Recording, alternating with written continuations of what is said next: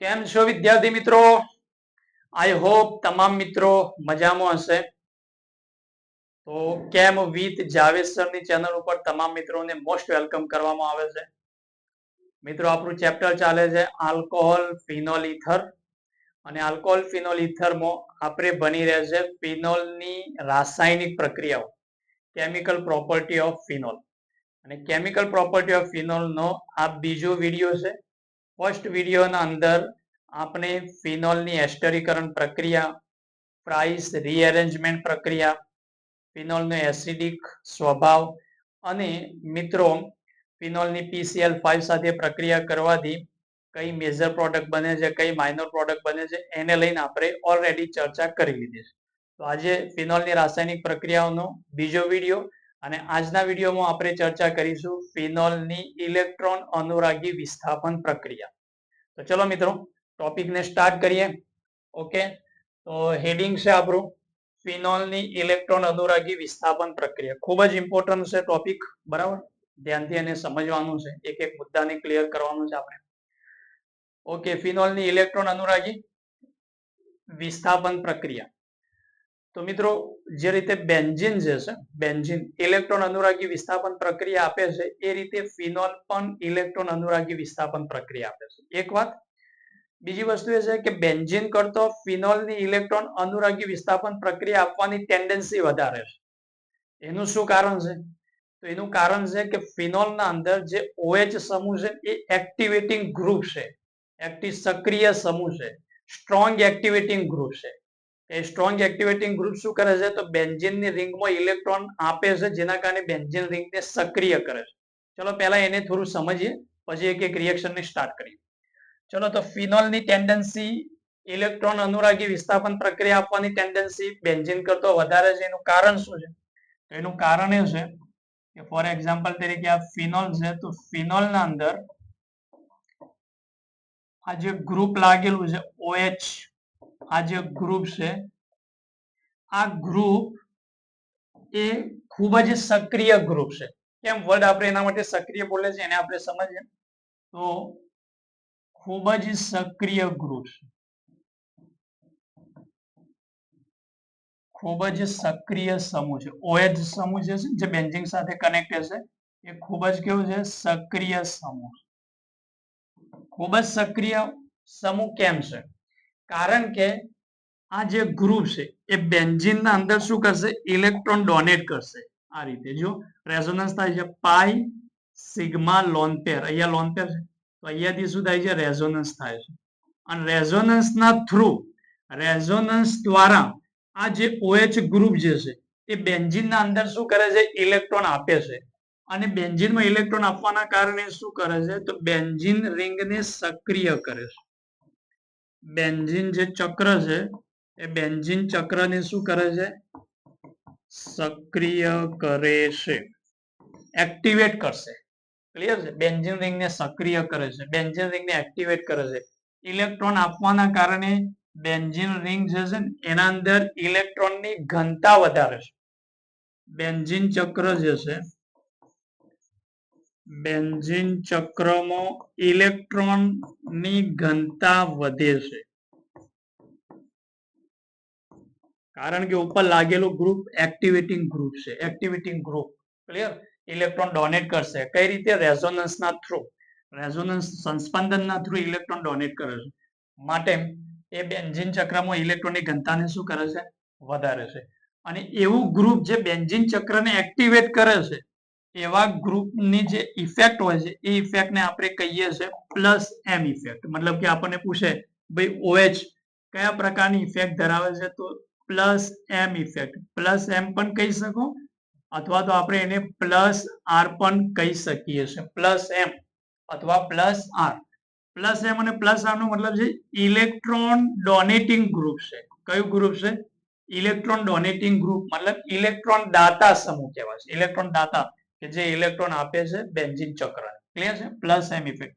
અચ્છા, plus M effect કોઈ group આપેલું હોય, પ્લસ એમ છે કે માઇનસ એમ છે, એની ઓળખ કરવી હોય તો કઈ રીતે કરશો? તો સિમ્પલ છે. આ જે બેન્ઝીનની રિંગ સાથે કનેક્ટેડ જે ગ્રુપ છે એનો પહેલો એટમ જોવાનો. ધ્યાનથી સાંભળજો. બેન્ઝીનની જે રિંગ છે એ રિંગ સાથે કનેક્ટેડ જે પણ ગ્રુપ છે એ ગ્રુપનો પહેલો એટમ જોવાનો. અગર એ પહેલા એટમ પર લોન પેર હોય, અબંધકારક ઇલેક્ટ્રોન યુગ્મ હોય, તો એ હંમેશા પ્લસ એમ ઇફેક્ટ આપશે. ક્લિયર છે પોઈન્ટ?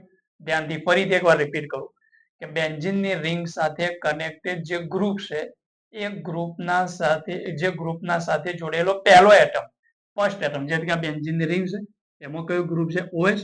OH માં રિંગ સાથે કનેક્ટેડ એટમ કોઈ છે? ઓક્સિજન. અને ઓક્સિજન ઉપર શું છે? તો લોન પેર છે, અબંધકારક ઇલેક્ટ્રોન યુગ્મ છે. તો અબંધકારક ઇલેક્ટ્રોન યુગ્મ છે તો એ ગ્રુપ કયું મતલબ કે ઇફેક્ટ આપશે? તો પ્લસ એમ ઇફેક્ટ અથવા તો પ્લસ આર ઇફેક્ટ આપશે. અને પ્લસ એમ ઇફેક્ટ આપનાર તમામ ગ્રુપ એ બેન્ઝીનની રિંગને સક્રિય કરે છે, બેન્ઝીનને એક્ટિવેટ કરશે, કારણ કે એ પોતાના ઇલેક્ટ્રોન બેન્ઝીન રિંગના અંદર ફેંકશે, બેન્ઝીનમાં આપશે. કોના થ્રુ આપશે? રેઝોનન્સના થ્રુ આપે છે. જો આના ઇલેક્ટ્રોન અહીંયાથી અહીંયા ફરશે. ક્લિયર છે? અને જેના કારણે બેન્ઝીન રિંગ ઉપર ઇલેક્ટ્રોનની ઘનતા વધી જશે, ઇલેક્ટ્રોનની ડેન્સિટી વધી જશે. ઓકે, એક વાત તો આ છે. બરાબર. હવે વાત એ છે કે બેન્ઝીન મતલબ કે જાની ઇલેક્ટ્રોનની ઘનતા બેન્ઝીનની કઈ પોઝિશન, કયા સ્થાન ઉપર વધે છે? મતલબ બેન્ઝીનમાં 3 સ્થાન છે. જો આને ઓર્થો કહેવાય. ક્લિયર છે? આ કયું છે? આને કહેવાય છે ઓર્થો. આ ઓર્થો પોઝિશન છે. પછી આ પેરા, બેન્ઝીનની પેરા પોઝિશન, આ બેન્ઝીનની ઓર્થો પોઝિશન, અને આ જે છે ને એને મેટા પોઝિશન કહેવાય. જો આ છે મેટા પોઝિશન, આ પણ કઈ છે? તો બેન્ઝીનની મેટા પોઝિશન. ક્લિયર છે? તો હવે ઇલેક્ટ્રોનની ઘનતા કયા સ્થાન ઉપર વધશે? તો એનો આન્સર એ છે કે ઇલેક્ટ્રોનની ઘનતા ઓર્થો અને પેરા ઉપર વધારે છે. બરાબર. તો અહીંયા આપણે પહેલો એક પોઈન્ટ લખી દઈએ કે ઓર્થો પેરા સ્થાન ઉપર ઇલેક્ટ્રોનની ઘનતા વધે છે. ધ્યાનથી એક એક વસ્તુને ક્લિયર કરતા જાઓ. ઓર્થો પેરા સ્થાન પર ઇલેક્ટ્રોનની ઘનતા વધે છે. ઘનતા શું થાય છે? વધે છે. ક્લિયર છે? ઓર્થો પેરા સ્થાન પર ઇલેક્ટ્રોનની ઘનતા વધશે. મતલબ આનું જ્યારે રેઝોનેટિંગ સ્ટ્રક્ચર, સંસ્પંદન બંધારણ આપણે બનાવીએ ને બેટા, તો આપણને મતલબ કે જોશું ને તો જેમાં રેઝોનન્સ સ્ટ્રક્ચરના અંદર માઇનસ જે છે ને ઓર્થો પેરા ઉપર જ આવશે. ફોર એક્ઝામ્પલ તરીકે આનું એક સ્ટ્રક્ચર બનાવજો, રેઝોનેટિંગ સ્ટ્રક્ચર. અહીંયા તો ઇલેક્ટ્રોન અહીંયા ડોનેટ કરશે, પાઈ બોન્ડ અહીંયાથી આ રીતે તૂટશે, તો આનું રેઝોનેટિંગ સ્ટ્રક્ચર એક આ બનશે. અહીંયા ડબલ બોન્ડ.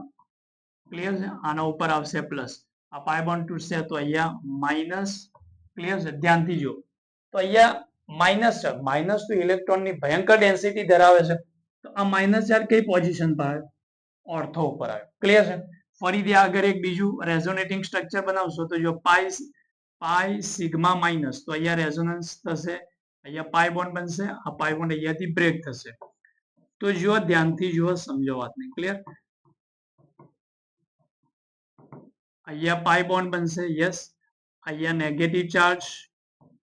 તો જુઓ નેગેટિવ ચાર્જ કયા સ્થાન ઉપર ફરે છે? ધ્યાનથી ઓબ્ઝર્વ કરો. નેગેટિવ ચાર્જ ઓર્થો પેરા ઉપર ફરે. જો ઓર્થો ઉપર નેગેટિવ છે, પછી આ કયો છે? નેગેટિવ ચાર્જ પેરા ઉપર. હજુ આગળ છે. ચલો દોરી જ દઈએ. ક્લિયર છે? દોરી જ દઈએ રેઝોનેટિંગ સ્ટ્રક્ચર પૂરા.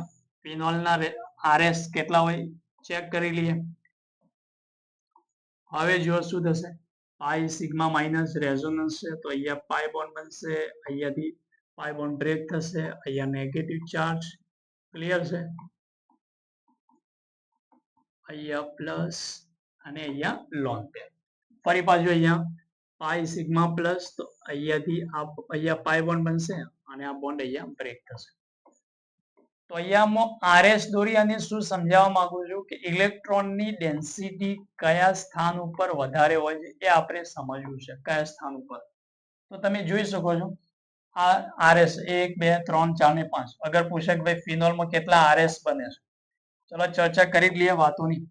ફિનોલમાં આરએસ નો મતલબ છે રેઝોનેટિંગ સ્ટ્રક્ચર, સંસ્પંદન બંધારણ. તો કેટલા છે? 5. ક્લિયર છે? આનું RH બનાવવાનું કે RH મતલબ રિયલ હાઇબ્રિડ.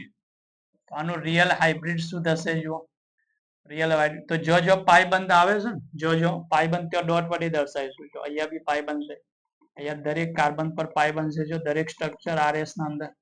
પછી ચાર્જ અહીંયા બતાવીશું, ડેલ્ટા માઇનસ, અહીંયા ડેલ્ટા માઇનસ, અહીંયા ડેલ્ટા માઇનસ, અને અહીંયા ઓક્સિજન પર ડેલ્ટા પ્લસ. આ શું બનાવ્યું? RH. RH નો મતલબ છે રિયલ હાઇબ્રિડ. ક્લિયર? તો આ પોઈન્ટ છે. ફિનોલનું સંસ્પંદન બંધારણ બની ગયું. ઓકે, અચ્છા, ફિનોલના સંસ્પંદન બંધારણમાં તમે ધ્યાનથી ઓબ્ઝર્વ કરો નેગેટિવ ચાર્જ કયા કયા સ્થાન ઉપર આવે છે. જો અહીંયા નેગેટિવ ચાર્જ કઈ પોઝિશન પર આવ્યો? ઓર્થો ઉપર. અહીંયા નેગેટિવ ચાર્જ કઈ પોઝિશન પર છે? પેરા ઉપર. અહીંયા નેગેટિવ ચાર્જ કયો આવે છે? તો અહીંયા ઓર્થો ઉપર, ઓર્થો પોઝિશન ઉપર. મતલબ એ છે કે બેન્ઝીનના અંદર જાણે કોઈ સક્રિય એક્ટિવેટિંગ ગ્રુપ અહીંયા લાગેલું હોય તો બેન્ઝીનની રિંગને એક્ટિવ કરે છે, સક્રિય કરે છે અને બેન્ઝીન રિંગની ઘનતાને વધારે છે. અને ઘનતા કઈ પોઝિશન પર વધે છે? ઓર્થો અને પેરા ઉપર વધે છે. એટલા માટે પ્લસ એમ ઇફેક્ટ ધરાવતા હોય એ જે ગ્રુપ છે કે જેઓ પ્લસ એમ ઇફેક્ટ ધરાવે છે એમને ઓર્થો પેરા નિર્દેશક ગ્રુપ કહેવાય છે. એમને શું કહેવાય છે? ઓર્થો પેરા નિર્દેશક કહેવાય છે. કયા? જે પ્લસ એમ દર્શાવતા હોય. અને પ્લસ એમ ની ઓળખાણ શું છે? કઈ રીતે ખબર પડશે કે પ્લસ એમ છે કે માઇનસ એમ છે?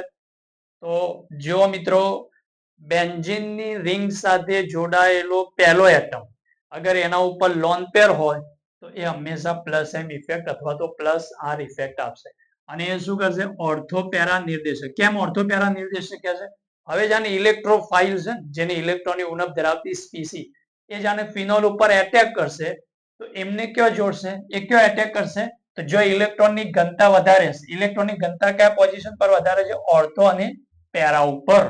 મતલબ એ છે કે જાણે હું ફિનોલની ઇલેક્ટ્રોન અનુરાગી વિસ્થાપન પ્રક્રિયાઓ કરીશ તો ઇલેક્ટ્રોફાઇલ એ ફિનોલમાં જે OH એના ઓર્થો અને પેરા સ્થાન ઉપર જોડાશે. કેમ? કારણ કે ઓર્થો પેરા નિર્દેશક અસર ધરાવતું ગ્રુપ છે એટલા માટે.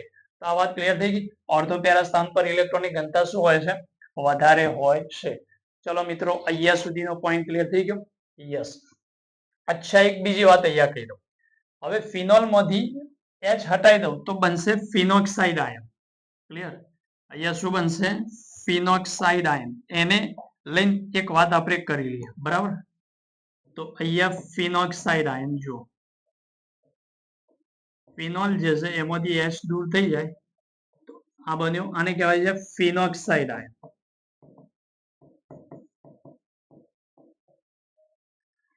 તો આ ફિનોક્સાઇડમાં પણ રેઝોનન્સ થશે, કારણ કે અહીંયા નેગેટિવ ચાર્જ છે, આ પણ ઇલેક્ટ્રોન ડોનેટ કરશે અને ઇલેક્ટ્રોન ડોનેટ કરશે કોને? બેન્ઝીન ચક્રમાં.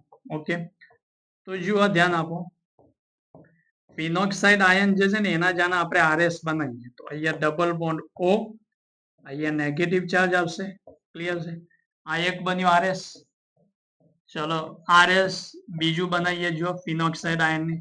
પછી એક વાત આપણે અહીંયા કમ્પેરિઝન કરવી છે જેને લઈને આપણે ચર્ચા કરીએ. ક્લિયર? આ બીજું મતલબ કે રેઝોનેટિંગ સ્ટ્રક્ચર. ઓકે, અહીંયા ત્યાં નેગેટિવ ચાર્જ, અહીંયા પાઈ બોન્ડ અહીંયા બ્રેક થશે તો અહીંયા બનશે ત્રીજું મતલબ કે રેઝોનેટિંગ સ્ટ્રક્ચર. એન્ડ અહીંયાથી પાઈ બોન્ડ અહીંયા બનશે, નેગેટિવ ચાર્જ અહીંયા જશે. હવે મિત્રો ધ્યાન આપો, અહીંયા આવશે નેગેટિવ ચાર્જ. આ બની ગયું. તો આમાં પણ કેટલા RS? 1 2 3 4 અને 5. આમાં પણ રેઝોનેટિંગ સ્ટ્રક્ચર કેટલા છે? 5 છે. ફિનોલમાં પણ 5 છે. ફિનોલમાં રેઝોનેટિંગ સ્ટ્રક્ચર કેટલા છે? 5. અને ફિનોક્સાઇડ આયનમાં પણ 5 છે. બંને ગ્રુપ ઇલેક્ટ્રોન મતલબ કે સક્રિય એક્ટિવેટિંગ ગ્રુપ છે અને બંને ગ્રુપ બેન્ઝીન ચક્રને એક્ટિવ કરે છે. પરંતુ કમ્પેરિઝનમાં પૂછે કે આ બંનેના અંદરથી વધુ માત્રામાં કોણ ઇલેક્ટ્રોન ડોનેટ કરશે? વધુ પ્રમાણમાં કોણ ઇલેક્ટ્રોન ડોનેટ કરશે? ફિનોલ કરશે કે ફિનોક્સાઇડ આયન કરશે? તો મિત્રો જવાબ એ છે કે અહીંયા ઓક્સિજન ઉપર નેગેટિવ ચાર્જ છે. ક્લિયર? અહીંયા ઇલેક્ટ્રોનની ડેન્સિટી વધારે છે. મતલબ ફિનોક્સાઇડ આયન વધુ પ્રમાણના અંદર ઇલેક્ટ્રોન ડોનેટ કરશે, જેના કારણે ફિનોક્સાઇડ આયન જે છે એ વધુ પ્રમાણમાં બેન્ઝીન રિંગને એક્ટિવ કરશે. કોની કમ્પેરિઝનમાં? ફિનોલની કમ્પેરિઝન. નો ડાઉટ ફિનોલ પણ બેન્ઝીન રિંગને એક્ટિવ કરે છે, સક્રિય કરે છે, કારણ કે એ પણ ઇલેક્ટ્રોન આપે છે. પરંતુ લાર્જ એક્સટેન્ડ, ખૂબ જ વધુ પ્રમાણમાં ફિનોક્સાઇડ આયન જે ઓક્સિજન પર નેગેટિવ ચાર્જ ધરાવે છે એ ફિનોક્સાઇડ આયન વધુ માત્રાના અંદર ઇલેક્ટ્રોન ડોનેટ કરે છે, જેના કારણે ફિનોલની કમ્પેરિઝનમાં ફિનોક્સાઇડ આયન જે છે એ ફિનોક્સાઇડ આયન બેન્ઝીન રિંગને વધારે એક્ટિવેટ કરે છે, હાઈલી એક્ટિવેટ કરે છે. Highly activate. એના રિઝલ્ટ આપણે રિએક્શનમાં ચેક કરીશું. એના રિઝલ્ટ હાઈલી એક્ટિવેટ કરે છે. ક્લિયર થઈ ગયું? તો આ કમ્પેરિઝન ક્લિયર થઈ ગયું. કેમ? તો જવાબ એ છે કે ફિનોક્સાઇડ આયન અને ફિનોલમાં કોણ વધારે સ્ટેબલ છે? તો જવાબ એ છે કે ફિનોક્સાઇડ આયનની સ્ટેબિલિટી વધારે છે. કેમ? કારણ કે એના રેઝોનેટિંગ સ્ટ્રક્ચર જે જુઓ છો તો એમાં ચાર્જનું સેપરેશન નહીં થતું. વીજભારનું સેપરેશન, મતલબ કે નેગેટિવ ચાર્જ છે તો દરેક જગ્યા ઉપર નેગેટિવ જ ફરે. જુઓ, ચાર્જ સેપરેશન નહીં થતું. દરેકે દરેક જગ્યા ઉપર કયો નેગેટિવ ચાર્જ જ ફરે છે. ઓકે, એમાં ચાર્જનું કોઈ સેપરેશન થતું નથી. ફિનોલમાં જો ચાર્જ સેપરેશન થઈ જાય છે. જો અહીંયા પ્લસ ચાર્જ છે, અહીંયા માઇનસ ચાર્જ છે, અહીંયા પ્લસ ચાર્જ છે, માઇનસ ચાર્જ. તો ચાર્જ વીજભાર પ્લસ અને માઇનસ ચાર્જના સેપરેશનના કારણે એની સ્ટેબિલિટી થોડી ઓછી થઈ જાય છે. ક્લિયર થઈ ગયું? જ્યારે અહીંયા કોઈ ચાર્જનું સેપરેશન નહીં, દરેકે દરેક જગ્યા ઉપર માઇનસ ચાર્જ જ ફરે છે. અહીંયા ચાર્જનું સેપરેશન થાય છે, જો પ્લસ માઇનસ. ક્લિયર છે પોઈન્ટ? તો ઇમ્પોર્ટન્ટ અહીંયા એક વાતનું કન્ક્લુડ કરું કે મતલબ કે બેન્ઝીન રિંગને વધારે એક્ટિવ કોણ કરશે? જો ધ્યાન આપજો. તો જવાબ એ છે કે ફિનોક્સાઇડ આયન જે છે એ ફિનોક્સાઇડ આયન એ બેન્ઝીન રિંગને વધારે એક્ટિવેટ કરશે. ધ્યાન આપજો પોઈન્ટને. ફિનોક્સાઇડ આયન બેન્ઝીન ને હાઈલી એક્ટિવેટ કરે છે. હાઈલી એક્ટિવેટ કરે છે, ખૂબ જ સક્રિય કરે છે as compare to phenol. As compare to phenol. Clear છે પોઈન્ટ? હાઈલી એક્ટિવેટ કરશે. બરાબર. કેમ? કારણ કે ફિનોક્સાઇડ આયન વધુ માત્રામાં બેન્ઝીન રિંગમાં શું કરે છે? ઇલેક્ટ્રોન આપે છે. ક્લિયર છે પોઈન્ટ? તો આ પોઈન્ટને ધ્યાન રાખજો, ઇમ્પોર્ટન્ટ છે. આને લઈને રિએક્શનમાં અસર જોવા મળશે. તો ચલો આટલા મુદ્દાઓ પહેલા મારે સમજાવતા, જેને હું સમજાવી દીધા. ચલો હવે સ્ટાર્ટ કરીએ આપણું રિએક્શન. ચલો આવી જાઓ. ઇલેક્ટ્રોન અનુરાગી વિસ્થાપન પ્રક્રિયામાં ફર્સ્ટ આપણે ભણીશું હેલોજિનેશન પ્રક્રિયા, અને હેલોજિનેશન ના અંદર બ્રોમિનેશન ભણીશું. હવે અહીંયા બ્રોમિનેશન ના અંદર બે પાર્ટમાં આપણે ડિવાઈડ કરીશું. એક તો ફિનોલની બ્રોમિન જળ સાથે પ્રક્રિયા છે, અને એક ફિનોલની બ્રોમિન સાથે પ્રક્રિયા કરાવીશું, જેમાં અધ્રુવીય દ્રાવક અથવા તો ઓછા ધ્રુવીય દ્રાવક લેશું, અને બંનેમાં રિઝલ્ટ શું મળે છે ચેક કરીએ. ચલો સ્ટાર્ટ કરીએ વાતને. ફિનોલનું બ્રોમિન જળ સાથે પ્રક્રિયા. બરાબર. બ્રોમિન જળનો મતલબ છે Br2 + S2. ક્લિયર? આને કહેશું બ્રોમિન જળ. હવે પહેલા હું અહીંયા રિએક્શન લખું છું. ધ્યાન આપો. આ ફિનોલ છે, આ છે ફિનોલ. આ ફિનોલની બ્રોમિન જળ સાથે પ્રક્રિયા કરવામાં Br2 બ્રોમિન જળ સાથે પ્રક્રિયા કરવામાં આવે. તો પહેલી વાત તો એ છે કે ફિનોલની બ્રોમિન જળ સાથે પ્રક્રિયા કરવામાં આવે તો એમાં 1 મોલ ફિનોલ હોય તો 3 મોલ બ્રોમિન હોવું જોઈએ. ક્લિયર? મિત્રો એક વખત જેઈ ના અંદર ક્વેશ્ચન આવ્યો હતો, આનું કેલ્ક્યુલેશન વાળો ક્વેશ્ચન હતો. બરાબર. મોલ ગણવાના હતા યા વજન ગણવાનું હતું, પણ આનો ક્વેશ્ચન હતો. તો આપણને એક તો આ પોઈન્ટ ક્લિયર હોવું જોઈએ કે આનો 1 મોલ ફિનોલ સાથે 3 મોલ શું છે? બ્રોમિન. અચ્છા, બ્રોમિન જળ સાથે પ્રક્રિયા કરીશું તો અહીંયા જવાબ શું આપશે? તો અહીંયા જવાબના અંદર બેન્ઝીન પરથી 3 હાઇડ્રોજનનું વિસ્થાપન થશે. બેન્ઝીન જે છે એના ઉપરથી 3 હાઇડ્રોજનનું વિસ્થાપન થશે, અને એકી સાથે 3 જગા ઉપર બ્રોમિન લાગશે. કઈ કઈ જગા ઉપર? તો 2 ઓર્થો ઉપર અને 1 પેરા ઉપર બ્રોમિન લાગશે. આ એની પ્રોડક્ટ છે. બ્રોમિન જળ સાથે પ્રક્રિયા કરો તો એની પ્રોડક્ટ આવશે કે બેન્ઝીન સાથે, મતલબ કે 3 બેન્ઝીનની રિંગ ઉપર 3 હાઇડ્રોજનનું વિસ્થાપન થયું, અને 3 Br લાગે, એમાં 2 ઓર્થો ઉપર અને 1 પેરા ઉપર. ઓર્થો પેરા ઉપર લાગવાનું કારણ તો ક્લિયર છે, કારણ કે પ્લસ એમ ઇફેક્ટ વાળું ગ્રુપ છે એટલા માટે. બરાબર. તો 2 ઓર્થો ઉપર અને 1 પેરા ઉપર. પહેલા આનું નામ શું છે? આનું નામ છે 2,4,6 ટ્રાઇબ્રોમોફિનોલ. ટ્રાઇબ્રોમોફિનોલ. અને આ સફેદ અવક્ષેપ આપે છે. કયા પ્રકારનો અવક્ષેપ આપે છે? સફેદ અવક્ષેપ, વ્હાઇટ પીપીટી જેને આપણે કહીએ છીએ. આ પ્રોડક્ટ છે સફેદ અવક્ષેપ આપે છે. એટલા માટે ફિનોલની પરખ માટેની આ કસોટી પણ કહેવાય છે. બરાબર. બ્રોમિન જળ જે છે એનો જે વાદળી રંગ હોય છે એ દૂર થાય છે. બ્રોમિન જળનો વાદળી રંગ શું થાય છે? વાદળી રંગ જે હોય છે એ દૂર થાય છે. બ્રોમિન જળ છે એનો રંગ કેવો છે? વાદળી. અને વાદળી રંગ શું થાય છે તો દૂર થાય છે અને પાઈ બોન્ડ તૂટતા નથી. એક તો આપણે આલ્કિન નું બ્રોમિન જળ સાથે પ્રક્રિયા કરાવીએ છીએ બરાબર, તો બ્રોમિન જળ આલ્કિન ની પ્રક્રિયા બ્રોમિન સાથે કરાય તો એમાં પાઈ બોન્ડ તૂટે છે. અહીંયા પાઈ બોન્ડ તૂટતા નથી અને બ્રોમિન નો વાદળી રંગ દૂર થાય છે અને આપણને શું મળે છે સફેદ અવક્ષેપ મળે છે. ક્લિયર છે? તો પહેલા પ્રોડક્ટ ક્લિયર થઈ ગઈ, બ્રોમિન જળ સાથે પ્રક્રિયા કરવામાં આવશે. હવે અહીંયા પ્રશ્ન એ છે કે આ રિંગ આટલી બધી એક્ટિવેટ થઈ કેમ, આટલી એક્ટિવેટ કઈ રીતે બની ગઈ કે એકી સાથે ત્રણ હાઇડ્રોજન રિંગ પરથી હટે છે અને ત્રણ ઇલેક્ટ્રોફાઇલ એકી સાથે એટેક કરે છે ફિનોલની રિંગ, બેન્ઝીનની રિંગ ઉપર એકી સાથે ત્રણ ઇલેક્ટ્રોફાઇલ આવીને એટેક કરે છે. એનો મતલબ કે અહીંયા તો ભયંકર મતલબ કે એક્ટિવેશન મળ્યું. મતલબ એ છે કે બેન્ઝીનની સક્રિયતા ખૂબ વધી ગઈ. તો એનો જવાબ શું છે? તો આ જે દ્રાવક અહીંયા જે H2 લીધું આ કયું દ્રાવક છે? ધ્રુવીય દ્રાવક છે. કયું દ્રાવક છે? ધ્રુવીય. તો આ જે પાણી જે લીધું છે ને એ પાણીની ફિનોલ સાથે પ્રક્રિયા થઈ અને આયનીયકરણ થાય. એનું રીઝન લખું છું ભાઈ, એકી સાથે ત્રણ હાઇડ્રોજન દૂર ત્યાં ત્રણ ઇલેક્ટ્રોફાઇલ બેન્ઝીન પર એટેક કરે છે. આટલું હાઈલી એક્ટિવેટિંગ આવી ગયું કેમ? તો એનો જવાબ શું છે? એનું રીઝન સમજાવું, જો ધ્યાન આપજો. એનું રીઝન શું છે? એનું રીઝન કારણ કે આ જે ફિનોલ છે, ફિનોલ એ ફિનોલ નું એક્વા સોલ્યુશન ના અંદર જલીય દ્રાવણ એક્વા સોલ્યુશનમાં આયનીયકરણ થાય છે અને આયનીયકરણ થઈ અને શું બને છે? ફિનોક્સાઇડ આયન બને છે. શું બને છે? ફિનોક્સાઇડ બને છે. ફિનોક્સાઇડ બને. ધ્યાન આપજો, રીઝન આપું. હવે અત્યારે હું વાતને સમજાવી દી. ફિનોલ કરતો ફિનોક્સાઇડ જે છે ને એની ઇલેક્ટ્રોન મતલબ કે ફિનોક્સાઇડ આયનમાં ઓક્સિજન જે છે જેના ઉપર નેગેટિવ ચાર્જ છે એ બેન્ઝીન રિંગના અંદર વધુ માત્રામાં લાર્જ એક્સટેન્ટ વધુ માત્રામાં શું કરે છે? ઇલેક્ટ્રોન ડોનેટ કરે છે, જેના કારણે રિંગ જે છે કોની બેન્ઝીનની રિંગ છે એ શું બની જાય છે? Highly activate.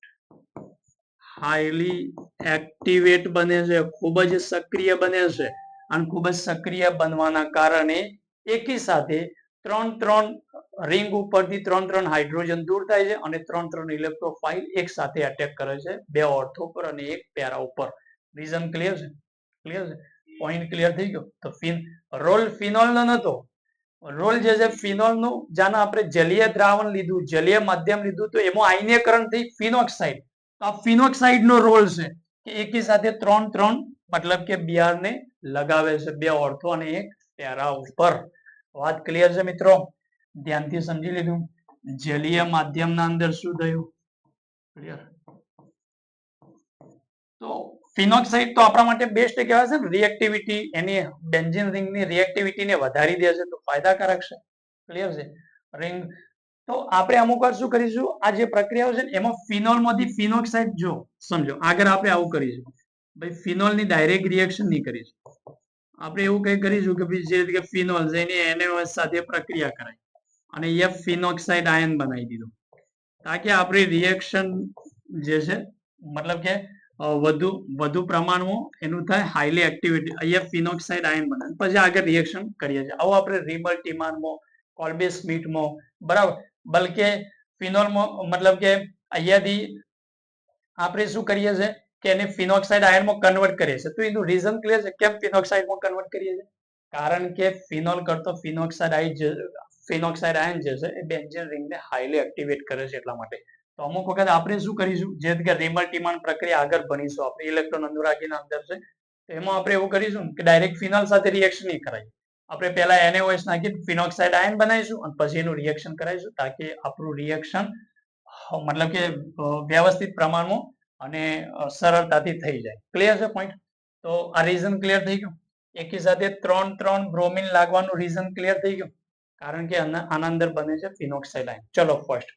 તો મિત્રો હવે અહીંયા જો આ જે ફિનોલ છે એ ફિનોલનું બ્રોમિન જળ સાથે પ્રક્રિયા કરો, 1 મોલ ફિનોલ 3 મોલ બ્રોમિન સાથે, તો આપણને પ્રોડક્ટ આ મળશે, સફેદ અવક્ષેપ મળશે. આ પ્રક્રિયા પ્રયોગશાળામાં ફિનોલની પરખ માટે આપણે ઉપયોગ કરી શકીએ છીએ. ક્લિયર છે? હવે મિત્રો 2-3 પોઈન્ટ બીજા આપણે અહીંયા સમજીશું, જો ધ્યાન આપો. ક્લિયર છે? ફોર એક્ઝામ્પલ તરીકે આવશે, ચલો આ પ્રક્રિયા છે મતલબ કે આનું નામ છે મેટાક્રેસોન. મેટાક્રેસોન. હવે આનું બ્રોમિન જળ સાથે પ્રક્રિયા કરાવો. તો શું આન્સર લખશો? ચલો બોલો. બ્રોમિન જળ સાથે પ્રક્રિયા કરો. તો બ્રોમિન જળ સાથે પ્રક્રિયા કરાવો તો શું થશે? કયા સ્થાન ઉપરથી હાઇડ્રોજન નીકળશે અને Br ત્યાં લાગશે? તો કયા સ્થાન છે? તો જો ઓર્થો ઉપર હાઇડ્રોજન નીકળશે, બે ઓર્થો ઉપર અને અહીંયા એક પેરા ઉપરથી શું થશે? હાઇડ્રોજન નીકળશે અને ત્યાં લાગી જશે બ્રોમિન.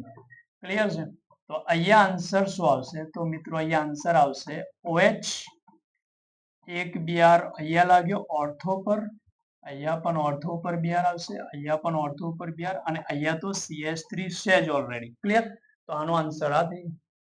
ક્લિયર થઈ? તો આનો આન્સર શું આવશે? આ રીતનો આવશે. ઓકે.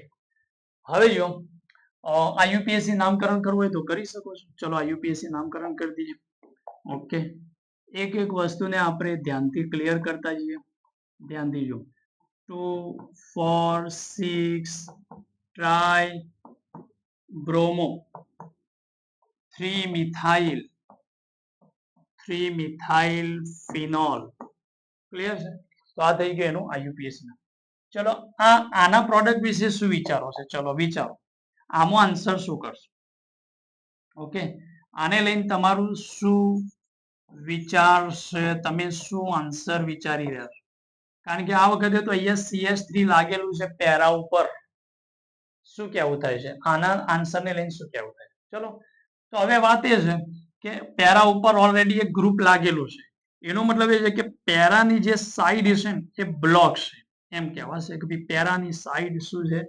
પેરા પોઝિશન ઉપર આ જે સાઈડ જે છે શું છે? બ્લોક છે.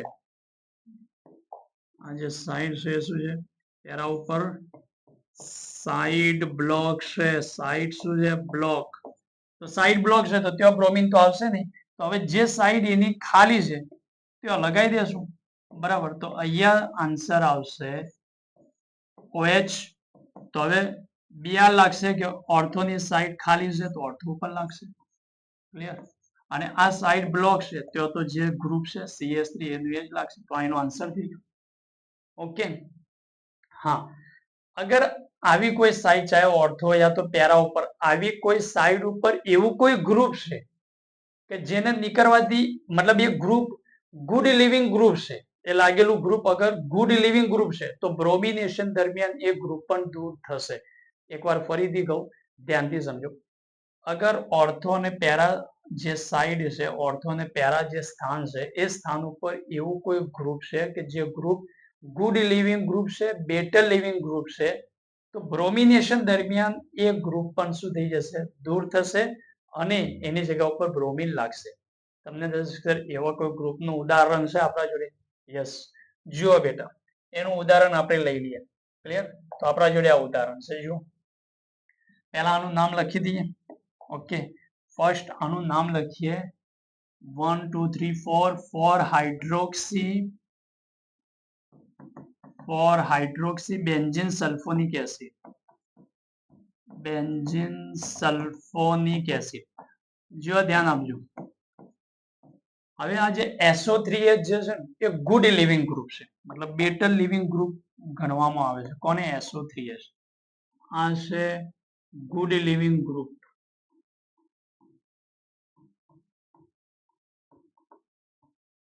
Good living group. અચ્છા, તમને ગુડ લિવિંગ ગ્રુપ કયું ગણાશે? તો એવા ગ્રુપ કે જે નીકળ્યા પછી સ્ટેબલ બનતા હોય. ક્લિયર છે?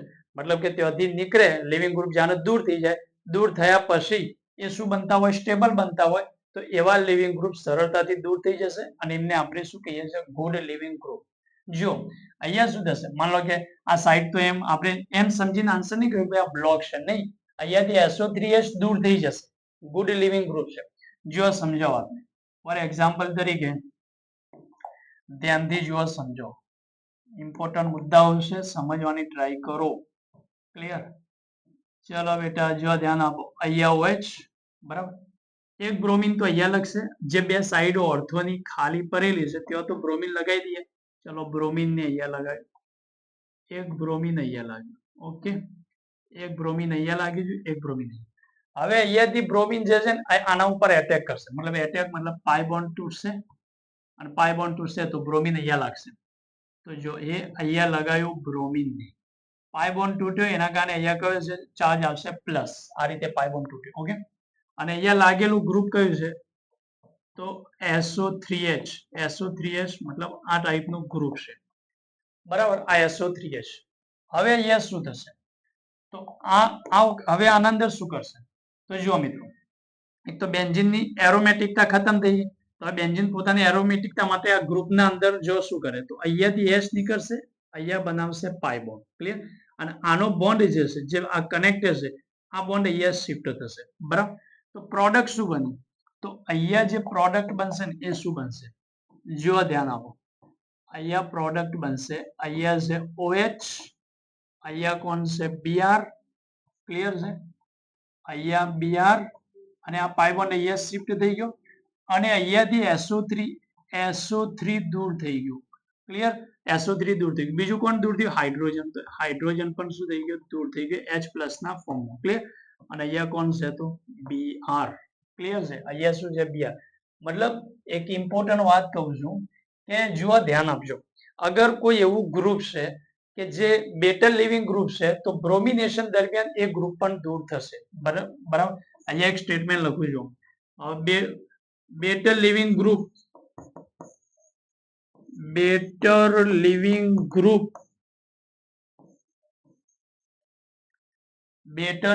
ગ્રુપ બ્રોમિનેશન દરમિયાન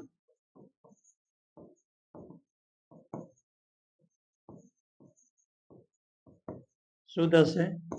દૂર થાય છે. ક્લિયર છે? આને ડિસલ્ફોનેશન કહેવાય છે, ડિસલ્ફોનેશન. ક્લિયર? એને આપણે શું કહીશું? Bromination with ડિસલ્ફોનેશન. ક્લિયર છે? અહીંયા પોઈન્ટ લખી દો, બ્રોમિનેશન. એક તો આપણે બ્રોમિનેશન કરાયું, બ્રોમિનેશન વિથ ડિસલ્ફોનેશન. સલ્ફોનેશન ધ્યાન રાખજો. તો અહીંયા SO3H મતલબ ટૂંકમાં વાતનું કન્ક્લુઝન એ છે કે અગર SO3H લાગેલું છે અને બ્રોમિનેશન કરાવો છો યા કોઈ બી નાઇટ્રેશન કરાવો છો તો SO3H જે છે ગુડ લિવિંગ ગ્રુપ છે, એ પ્રક્રિયા દરમિયાન એ શું થઈ જશે? દૂર થઈ જશે. કેમ ગુડ લિવિંગ ગ્રુપ છે? નીકળ્યા પછી આ જે છે એ મતલબ કે નીકળ્યા પછી એ સ્ટેબલ બને છે. SO3 પોતે સ્ટેબલ છે, જો આ છે શું સ્ટેબલ છે એટલા માટે, બરાબર. તો ટૂંકમાં આપણે શું ધ્યાન રાખીશું કે અગર સલ્ફોનેશન SO3H છે તો SO3H નીકળ્યા પછી અહીંયાથી શું થશે તો એ બેટર લિવિંગ ગ્રુપ છે, બેટર લિવિંગ ગ્રુપ હોવાના કારણે બ્રોમિનેશન દરમિયાન દૂર થશે. તો એ વખતે એમ ના કહેતા કે ભાઈ સર આ સાઇટ તો બ્લોક છે. ધ્યાન રાખજો, બ્લોક છે એવો આન્સર અહીં નહીં, ગુડ લિવિંગ ગ્રુપ. એક બીજું ઉદાહરણ આપું છું, ધ્યાન આપો. ફોર એક્ઝામ્પલ તરીકે અહીંયા OH. ક્લિયર? અને અહીંયા જે CH, અહીંયા CH3, અહીંયા CH3. ક્લિયર? ધ્યાનથી જુઓ, સમજો વાતોને એક એક, બરાબર. અહીંયા CH3, અહીંયા પણ CH3. હું અહીંયાથી બ્રોમિનેશન કરાવું, ચલો Br2 જર. તો અહીંયા આ વખતે આ બ્લોક છે એમ નહીં કહેશું, બલકે ગ્રુપ દૂર થઈ જશે બ્રોમિનેશન દરમિયાન. એક Br અહીંયા લાગશે, એક Br અહીંયા લાગશે, એક Br અહીંયા લાગશે. કેમ? કારણ કે આ નીકળ્યા પછી સ્ટેબલ બને છે, તૃતીય કાર્બોકેટાયન. નીકળ્યા પછી સ્ટેબલ આ ગ્રુપ શું બને છે? સ્ટેબલ, તૃતીય કાર્બોકેટાયન. તૃતીય કાર્બોકેટાયન કેવો હોય છે? સ્ટેબલ છે. તો એવું તો એને શું કહેવાય? તો એમ કહી શકું નીકળ્યા પછી સ્ટેબલ બને, એનો મતલબ કે આ શું છે? Better leaving group. Better leaving group. તો બ્રોમિનેશન દરમિયાન આવા ગ્રુપ કે જે નીકળ્યા પછી સ્ટેબલ બને છે, બેટર લિવિંગ ગ્રુપ છે, તો એવા ગ્રુપ બ્રોમિનેશન દરમિયાન શું થશે? દૂર થશે. ક્લિયર છે મિત્રો? તો આ વાત હતી આપણી બ્રોમિનજર. બ્રોમિનજર જે છે એની ફિનોલ સાથેની પ્રક્રિયા. ક્લિયર? નેક્સ્ટ બીજો પોઈન્ટ આપણે અહીંયા સમજીએ મિત્રો, બી. હવે અહીંયા શું કરીએ? બીજા નંબર બ્રોમિનેશન જ કરવું છે, પણ બ્રોમિનેશન આ વખતે આપણે બ્રોમિનેશનમાં શું કરીએ છીએ? જો ધ્યાન આપો, આ વખતે અહીંયા બ્રોમિનેશન કરાવીશું. યસ, આ છે બ્રોમિનેશન, ફિનોલનું બ્રોમિનેશન. પરંતુ આ વખતે જલીય મતલબ કે એક્વાય નહીં લેવાનું, H2O નહીં લેવાનું. બ્રોમિન જે છે Br2 એના સાથે અહીંયા લેશું કાર્બન ડાઇસલ્ફાઇડ લઈ લો, યા તો કાર્બન ટેટ્રાક્લોરાઇડ છે અથવા તો CHCl3 લઈ લો, આમાંથી કોઈ પણ લઈ લો. આ દ્રાવક લીધું, આગળ વખત દ્રાવક તરીકે પાણી લીધું હતું, બરાબર, તો એ તો ફિનોક્સાઇડ આયન બનાવતું હતું, એના કારણે હાઈલી મતલબ કે રિંગની મતલબ કે રિંગ જે છે બેન્ઝીનની રિંગ હાઈલી એક્ટિવેટ થઈ જતી. આ વખતે અહીંયા દ્રાવક જે લીધા ને એ દ્રાવકો કયા છે? તો આ દ્રાવકોને કહેવાય છે અધ્રુવીય દ્રાવક, અથવા આ જે દ્રાવકો છે એ દ્રાવકને કહેવાય છે ઓષાધ્રુવીય દ્રાવક. ઓષાધ્રુવીય દ્રાવક, ક્લિયર? તો આ વખતે ઓષાધ્રુવીય દ્રાવકની હાજરીમાં બ્રોમિનેશન કરાય છે. તો હવે આ જે છે ને એ આમાંથી ફિનોક્સાઇડ આયન નહીં બનાવે, મતલબ હવે તો ફિનોલ જ છે, ક્લિયર? ફિનોલ જ બ્રોમિનેશન કરાવશે, ક્લિયર છે? એવું નહીં કે ફિનોક્સાઇડ આયન બન્યું પછી ફિનોક્સાઇડ આયન બને પછી બ્રોમિનેશન થશે, કે નહીં. આ વખતે ફિનોલ જ બ્રોમિનેશન કરાવશે. અચ્છા, ફિનોલ બ્રોમિનેશન કરાવશે તો અહીંયા જે ઇલેક્ટ્રોફાઇલ છે, ઇલેક્ટ્રોન અનુરાગી પ્રક્રિયક છે, આપણને ક્લિયર છે બ્રોમિનેશનમાં ઇલેક્ટ્રોન અનુરાગી પ્રક્રિયા છે બ્રોમિનિયમ આયન. બ્રોમિનિયમ આયન એ શું કરશે? તો આપણને એ તો ક્લિયર છે કે ભાઈ આ ગ્રુપ જે છે OH ગ્રુપ +M વાળું છે, અને +M વાળા ઇલેક્ટ્રોફાઇલ ને કયા સ્થાન પર જોડશે? ઓર્થો અને પેરા. તો અહીંયા એક પ્રોડક્ટ મળશે ઓર્થો ઉપર, ઓર્થો બ્રોમોફિનોલ, અને બીજી પ્રોડક્ટ અહીંયા મિત્રો મળશે પેરા બ્રોમોફિનોલ. ઓર્થો બ્રોમોફિનોલ અને બીજી પ્રોડક્ટ કઈ મળશે? પેરા બ્રોમોફિનોલ. આ મળશે ઓર્થો બ્રોમોફિનોલ, ક્લિયર?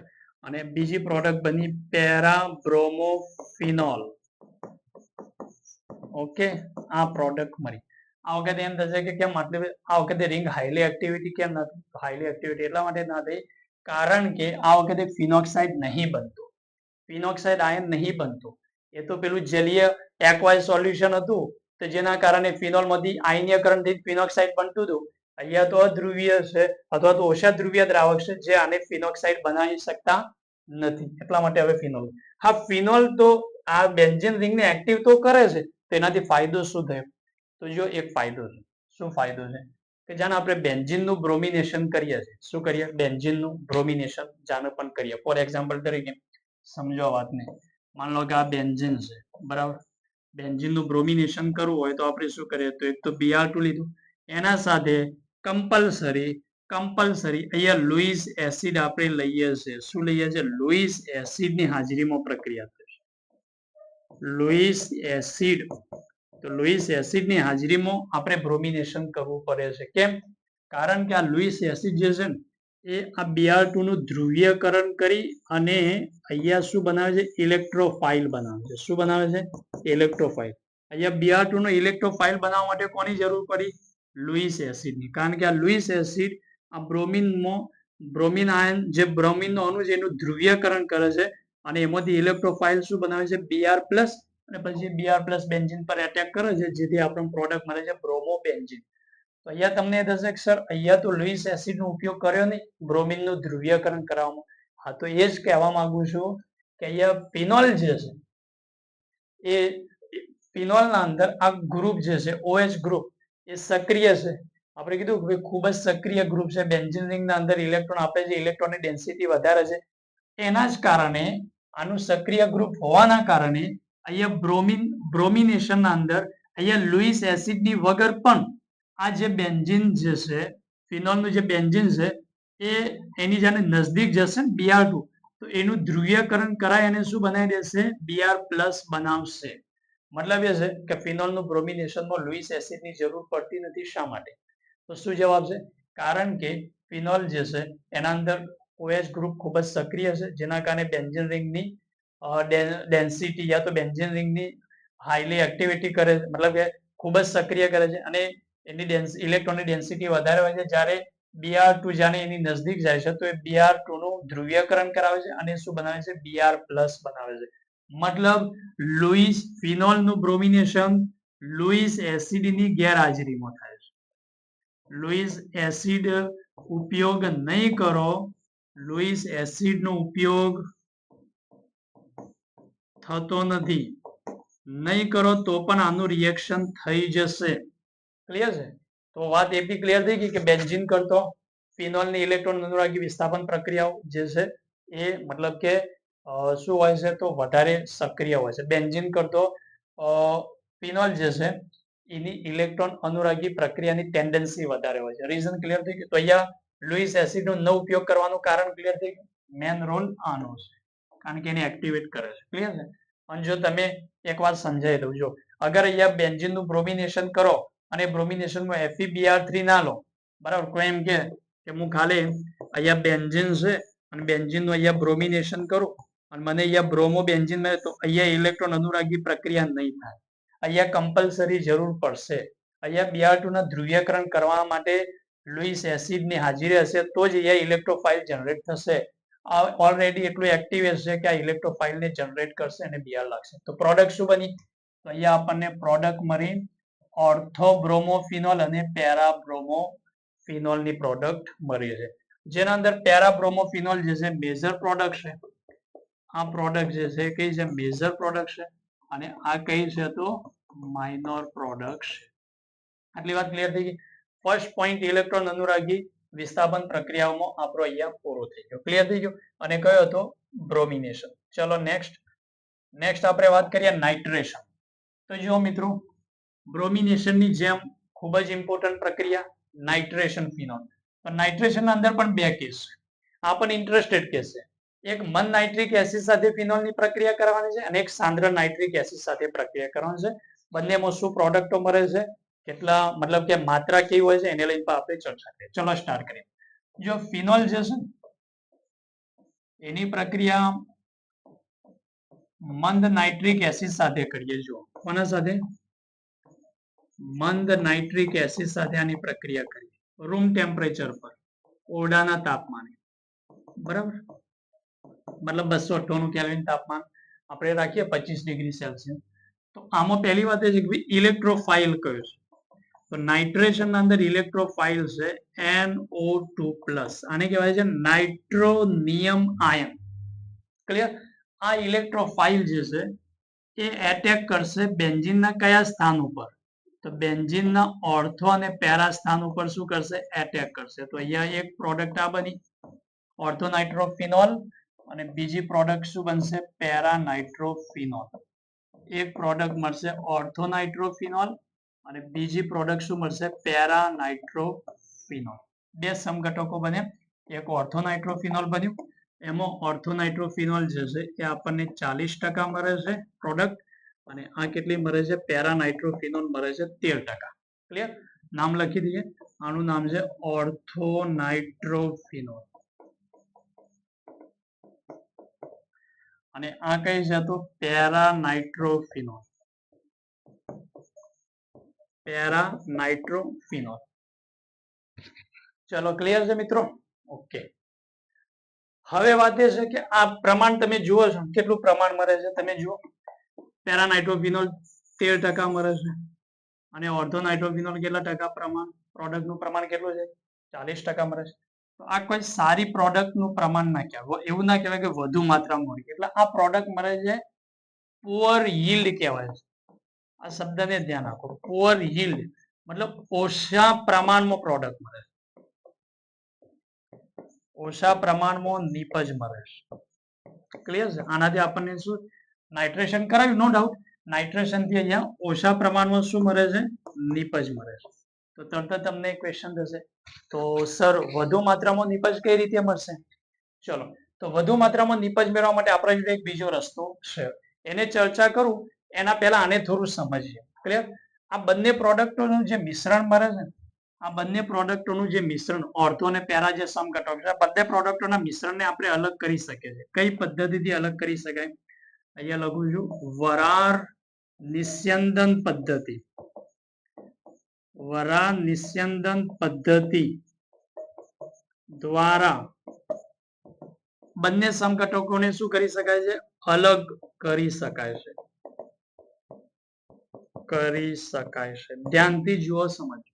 વરાળ નિસ્યંદન પદ્ધતિ દ્વારા બંને સમઘટકોને શું કરી શકાય?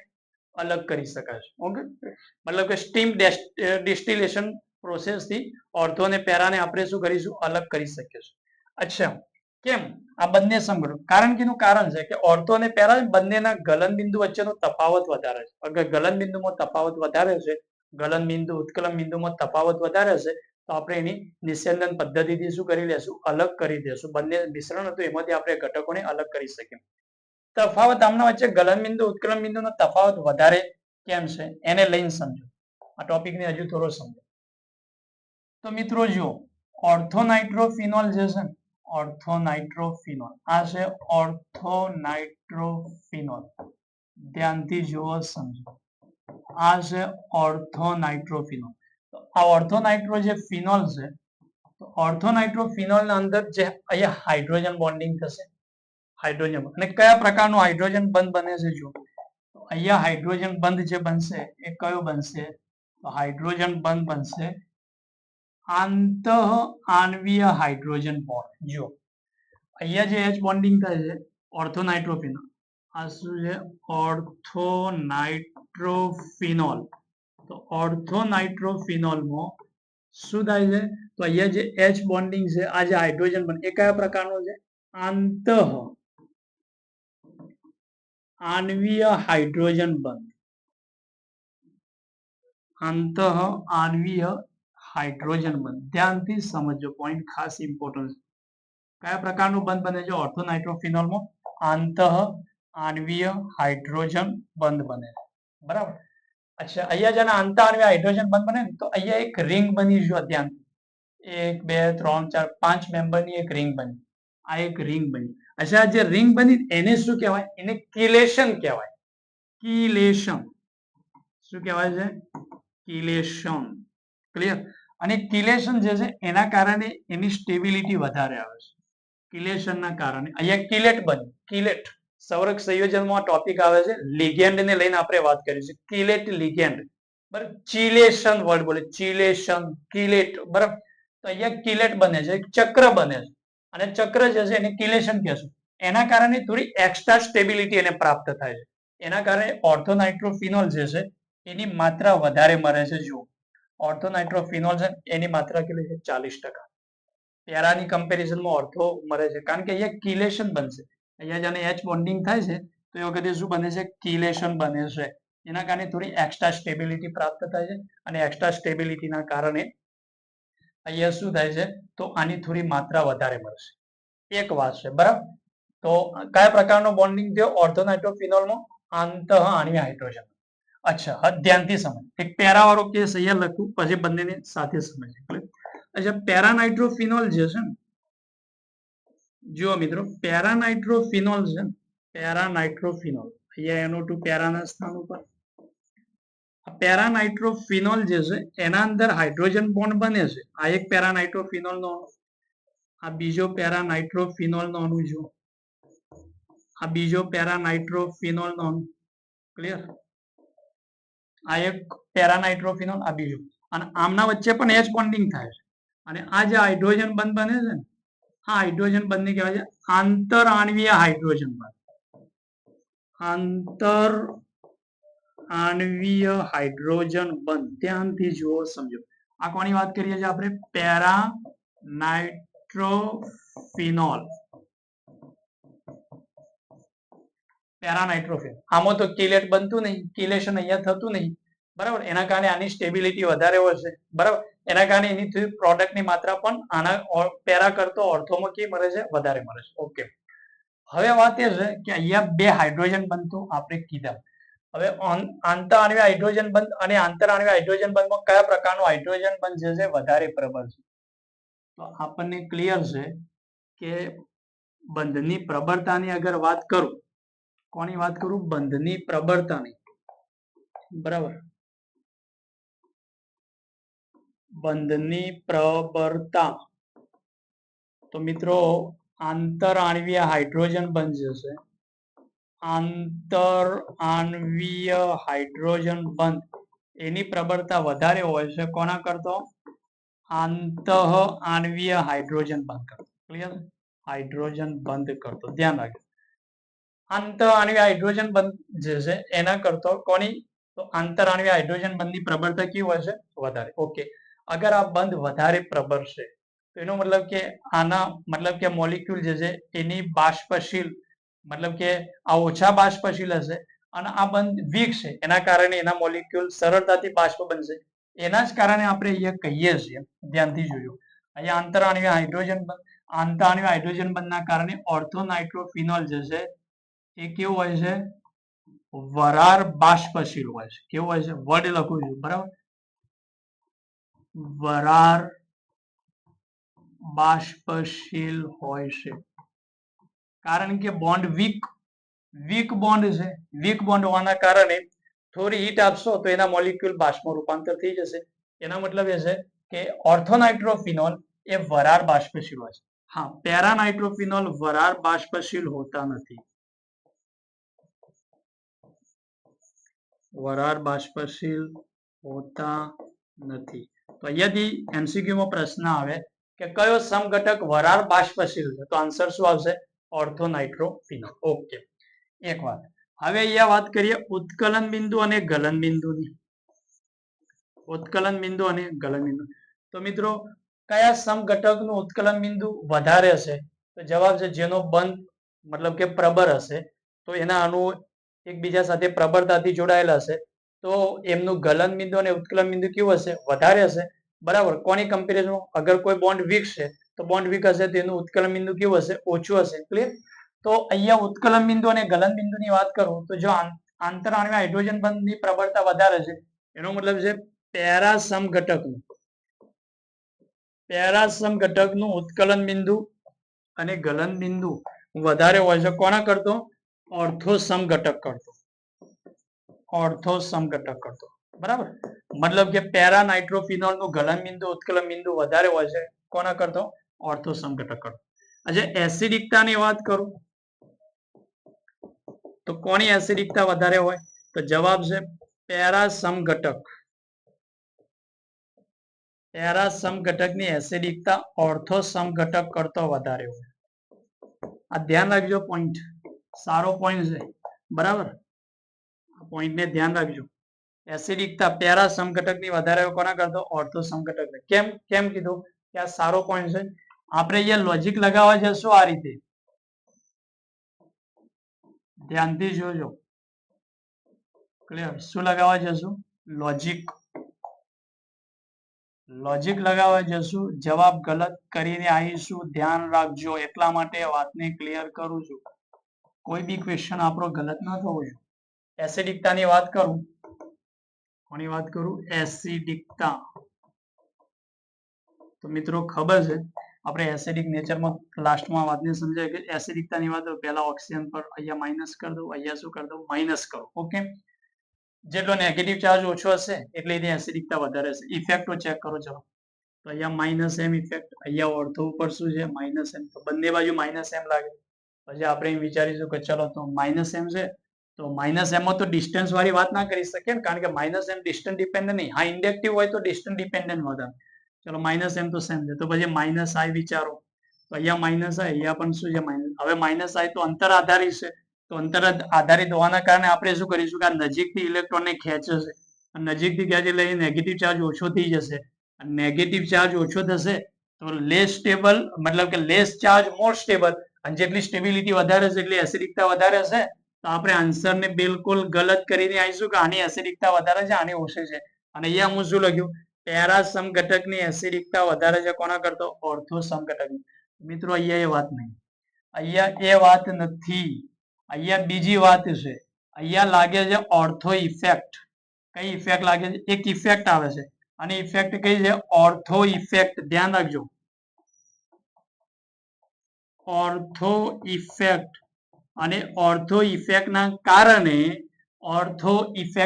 કારણે ફિનોલની એસિડિકતા ઘટે છે. ક્લિયર છે? ઓર્થો ઇફેક્ટના કારણે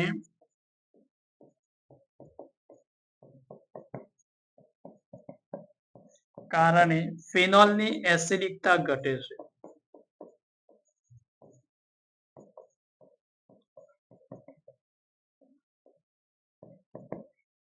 ઓર્થો ઇફેક્ટના કારણે શું થાય છે? ફિનોલની એસિડિકતા ઘટે છે. મિત્રો ક્લિયર છે? ઇમ્પોર્ટન્ટ વાત છે. ક્લિયર? દ્રાવ્યતાની વાત પૂછે તો પેરા સમઘટકની દ્રાવ્યતા વધારે હોય છે. કોના કરતો? ઓર્થો સમઘટક. તો અહીંયા પાણીમાં દ્રાવ્યતા, પાણીમાં દ્રાવ્યતા. ક્લિયર? તો પેરા સમઘટક જે છે એની પાણીમાં દ્રાવ્યતા વધારે હોય કોના કરતો? ઓર્થો કરતો. વાતો ક્લિયર છે મિત્રો? ક્લિયર છે? તો અહીંયા એસિડિકતાનો આન્સર શું છે? આ જવાબ છે. ક્લિયર છે? પોઈન્ટ ઓર્થો ઇફેક્ટ છે એના કારણે. તો મિત્રો આ છે આપણું મતલબ કે મંદ નાઇટ્રિક એસિડ સાથે જાણે પ્રક્રિયા કરીશું તો મંદ નાઇટ્રિક એસિડ સાથે પ્રક્રિયા કરવાથી આપણને આ જે બે પ્રોડક્ટો મળી એ પ્રોડક્ટોને લઈને થોડી આપણે ચર્ચા કરી. ઇમ્પોર્ટન્ટ છે, ક્વેશ્ચનો એમાંથી બને છે. ક્લિયર? હવે અહીંયા એક વાત હું તમને કીધું, અહીંયા પ્રમાણ જો ઓર્થો અને પેરામાં, પેરા 13%, ઓર્થો 40%. હવે આ તો પુઅર યીલ્ડ છે ને. હવે વાત આપણે કરીએ કે ગુડ યીલ્ડ, વધુ માત્રામાં અગર આપણે મતલબ કે ઓર્થો અને પેરાનું પ્રમાણ વધારવું હોય, ઇન્ક્રીઝ કરવું હોય તો શું કરવાનું? તો એના માટેનો એક બીજો રસ્તો છે.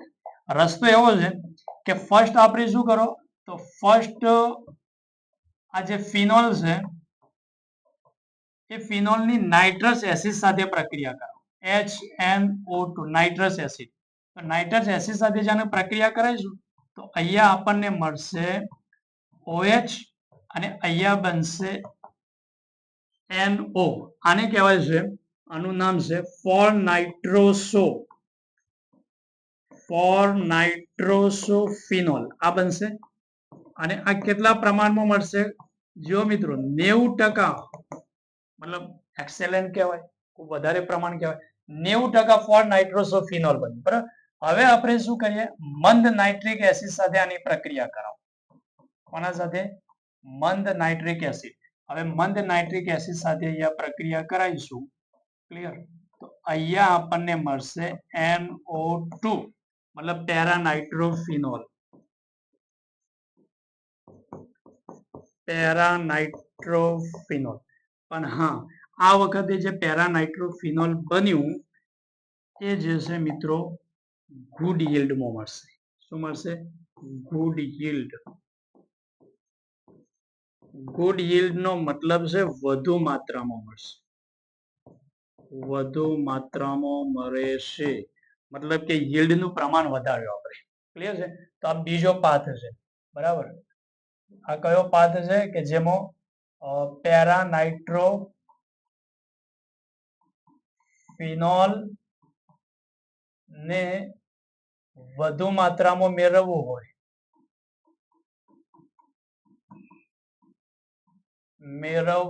હોય ત્યારે. ક્લિયર? ત્યારે આ કામ કરીએ. ફિનોલ માંથી પહેલા ફોર નાઇટ્રોસોફિનોલ બનાવીશું અને પછી એનું મંદ નાઇટ્રિક એસિડ સાથે પ્રક્રિયા કરી. ડાયરેક્ટ મંદ નાઇટ્રિક એસિડ સાથે પ્રક્રિયા કરાવીશું તો આપણને પુઅર યીલ્ડ મળશે. અહીંયા આપણને શું મળશે? Good yield. ક્લિયર છે? તો આ કેસ હતો નાઇટ્રેશન નો, જેમાં મંદ નાઇટ્રિક એસિડ લીધું. અચ્છા, બીજી વસ્તુ છે નાઇટ્રેશન ના અંદર જો સાંદ્ર નાઇટ્રિક એસિડ લેવામાં આવે. શું લેવામાં આવે? સાંદ્ર નાઇટ્રિક, ફિનોલની સાંદ્ર નાઇટ્રિક એસિડ સાથે પ્રક્રિયા કરવામાં આવે તો પછી શું થશે? તો જુઓ મિત્રો, જો સાંદ્ર નાઇટ્રિક એસિડ સાથે પ્રક્રિયા કરવામાં આવશે, આ છે ફિનોલ અને આની પ્રક્રિયા સાંદ્ર નાઇટ્રિક એસિડ સાથે કરાય. કોના સાથે? સાંદ્ર નાઇટ્રિક એસિડ સાથે. તો ઇલેક્ટ્રોફાઇલ તો એ છે, નાઇટ્રેશન કરાવો છો તો NO2+, પરંતુ આ વખતે જેમ બ્રોમિન જર્મમાં થયું એવું જ અહીંયા કંઈક થાય છે અને આ વખતે બે ઓર્થો ઉપર અને એક પેરા ઉપર નાઇટ્રો લાગશે. આ રીતે આ બની પ્રોડક્ટ. સાંદ્ર નાઇટ્રિક એસિડ સાથે કરો તો પ્રોડક્ટ આ બની. પ્રોડક્ટ નું ફેમસ નામ છે પિક્રિક એસિડ. શું નામ છે? Picric acid. અને કહેવાય છે 2,4,6 ટ્રાઇનાઇટ્રોફિનોલ. 2,4,6 ટ્રાઇનાઇટ્રોફિનોલ. ઓકે, ક્લિયર છે? યસ. પણ અહીંયા એક પ્રોબ્લેમ છે. આ મેથડ થી પિક્રિક એસિડ તો બનાવ્યું, બરાબર, પણ આ મેથડ થી પિક્રિક એસિડ જે છે એ પુઅર યીલ્ડ મળે છે. શું મળે છે? પુઅર યીલ્ડ, મતલબ ઓછી માત્રામાં મળે છે. ઓકે, અહીં લખી દઉં પુઅર યીલ્ડ, ઓછી માત્રામાં બને છે.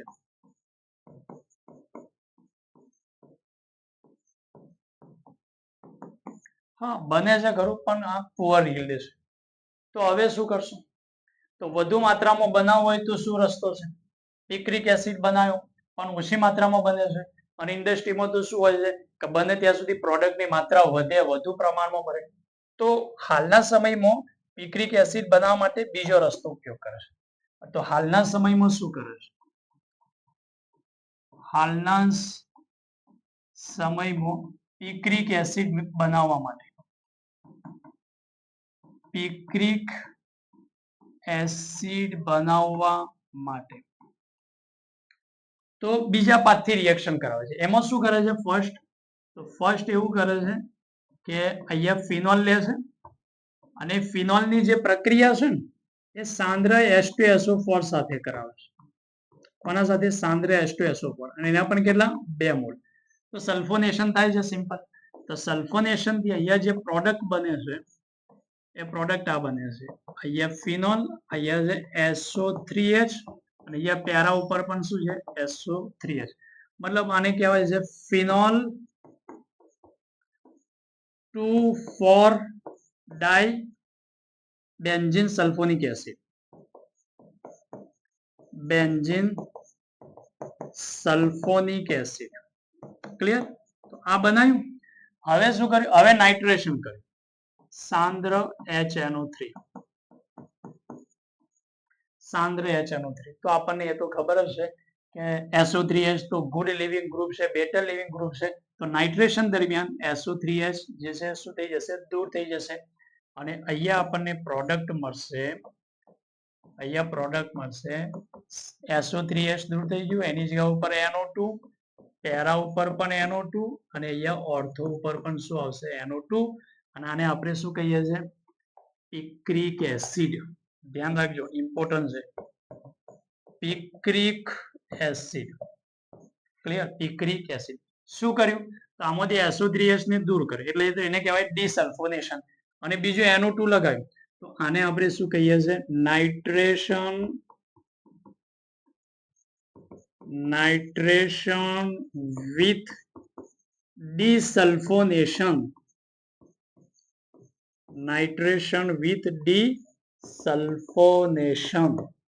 વાત ક્લિયર છે? તો અહીંયાથી આપણને મળશે ગુડ yield.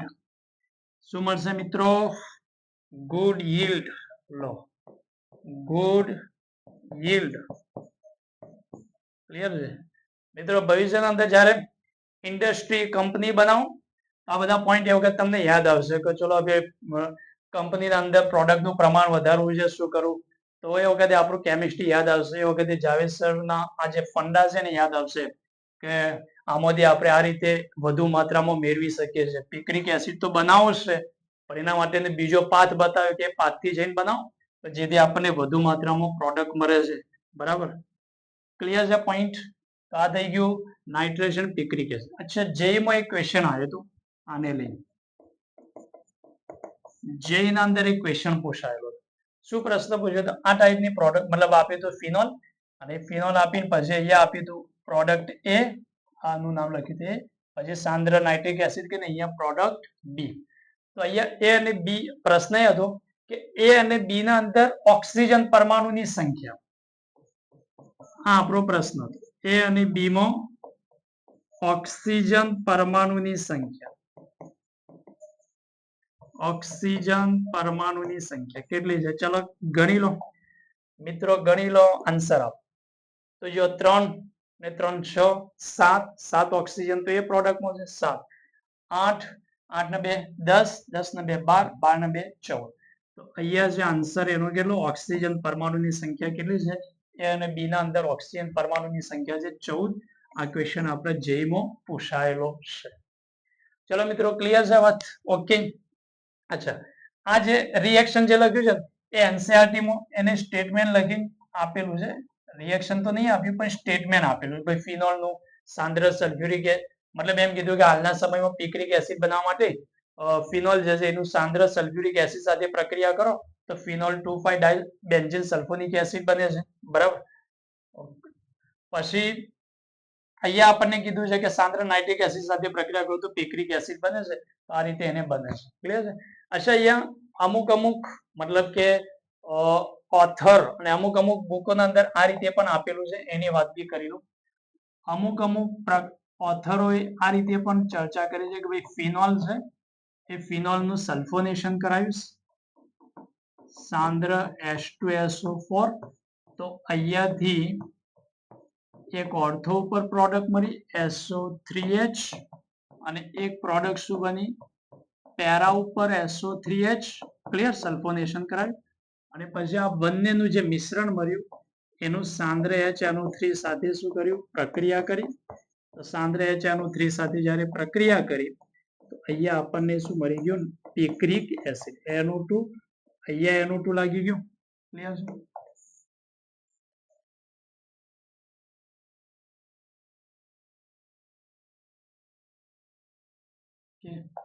અહીંયા NO2 લાગી ગયું પેરા અને એક અહીંયા શું લાગી ગયું NO2 અને આ શું બની ગયું પિક્રિક એસિડ.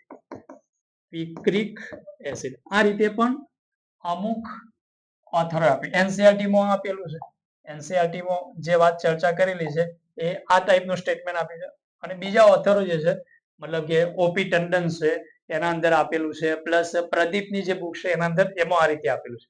તો એના આધારે અગર જોશો તો અહીંયા જે પ્રોડક્ટ બને છે એ પ્રોડક્ટના અંદર ઓક્સિજન પરમાણુની સંખ્યા કેટલી થશે તો 3 ને 1 4, 4 ને અહીંયા મતલબ કે 4 8, 9 10 11 12 13 14 અને 15. તો એ વખતે ઓક્સિજન પરમાણુની સંખ્યા કેટલી થશે 15 થશે. ક્લિયર છે. તો આ અધર ઓથરની વાત છે ઓપી ટંડનની અંદર આ બધી વસ્તુ આપેલી છે. તો આપણે તો એનસીઆરટી ને ફોલો કરીશું કારણ કે આપણા માટે મેન લિટમસ જે છે એનસીઆરટી છે. એનસીઆરટી જે પ્રમાણે કહેશે એ પ્રમાણે આન્સર એનટીએ વાળા માન્ય રાખશે. ક્લિયર છે. તો આ મતલબ કે તમને રિમાઇન્ડ કરાવી દીધી એક વાત. રિમાઇન્ડ. ક્લિયર છે પોઈન્ટ. ઓકે. તો મિત્રો આ થઈ ગયો આપણો પોઈન્ટ હતો નાઇટ્રેશનનો. નાઇટ્રેશનને લઈને આપણે ચર્ચા કરી. હા, અહીંયાથી ક્વેશ્ચન બનાવ કઈ રીતે બને જુઓ ધ્યાન આપો. ફોર એક્ઝામ્પલ તરીકે અહીંયા છે ફિનોલ. અહીંયા આપી દીધું સાંદ્ર HNO3. અહીંયા એ પ્રોડક્ટ અને અહીંયા Zn ડસ્ટ ડેલ્ટા. અહીંયા બી પ્રોડક્ટ. તો એ અને બી પ્રોડક્ટ જે છે એના મતલબ કે શું હશે અને એમના આઈયુપીએસી નામ લખવા છે. તો શું આન્સર થશે આ આપણો ક્વેશ્ચન છે. તો જવાબ શું થશે તો એ પ્રોડક્ટમાં શું બનશે પિક્રિક એસિડ બનશે. એ પ્રોડક્ટના અંદર અહીંયા શું બનશે પિક્રિક એસિડ. શું બનશે મિત્રો પિક્રિક એસિડ. આઈયુપીએસી નામ શું થશે 2,4,6 ટ્રાઇનાઇટ્રો ફિનોલ. ક્લિયર છે. હવે બી પ્રોડક્ટ શું થશે ક્લિયર. બી પ્રોડક્ટ શું થશે તો આપણને ખબર છે કે જ્યારે મતલબ કે ફિનોલ હોય છે તો ફિનોલની Zn ડસ્ટ સાથે પ્રક્રિયા કરાવો તો શું બની જાય OH દૂર થઈ જાય. Zn ડસ્ટ સાથે પ્રક્રિયા કરાવો તો શું થશે OH દૂર થશે બેન્ઝીન બની જશે. તો અહીંયા બી પ્રોડક્ટ OH હટી જશે અને શું બનશે બેન્ઝીન બનશે. ક્લિયર છે. અહીંયા શું બનશે બેન્ઝીન. પરંતુ એનું આઈયુપીએસી નામ શું થશે તો આમાં ભૂલ ના કરતા મિત્રો એમ ના લખતા કે 2,4,6 ટ્રાઇનાઇટ્રો બેન્ઝીન. નો. હવે અહીંયા શું તો હવે નંબર આપણે અહીંયાથી જ આપીશું કારણ કે ફંક્શનલ ગ્રુપ અહીંયા કોઈ છે નહીં. તો નંબર 1 2 3 4 5 અને 6. તો શું નામ દઉં 1,3,5 ટ્રાઇનાઇટ્રોફિનોલ. 1,3,5 ટ્રાઇનાઇટ્રોફિનોલ. ક્લિયર છે મિત્રો. તો મિત્રો અહીંયા સુધી આપણે રાખીશું આપણા પોઈન્ટને. બરાબર.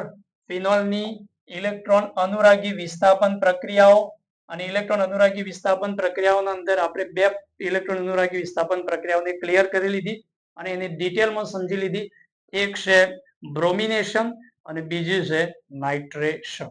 તો નેક્સ્ટ વિડીયોના અંદર મિત્રો આપણે મળીએ ત્યાં સુધી વેટ કરો અને નેક્સ્ટ વિડીયોમાં આપણે સલ્ફોનેશન અને ફ્રીડલ ક્રાફ્ટ આલ્કાઇલેશન અને મતલબ કે રીમર ટીમાન કોલ્બે સ્મિથ જેવી ખૂબ જ ઇમ્પોર્ટન્ટ મતલબ કે પ્રક્રિયાઓ છે એને લઈને ચર્ચા કરીશું. તો ચલો મળીએ નેક્સ્ટ મતલબ કે નેક્સ્ટ વિડીયોના અંદર. ત્યાર સુધી ઓલ ધ બેસ્ટ.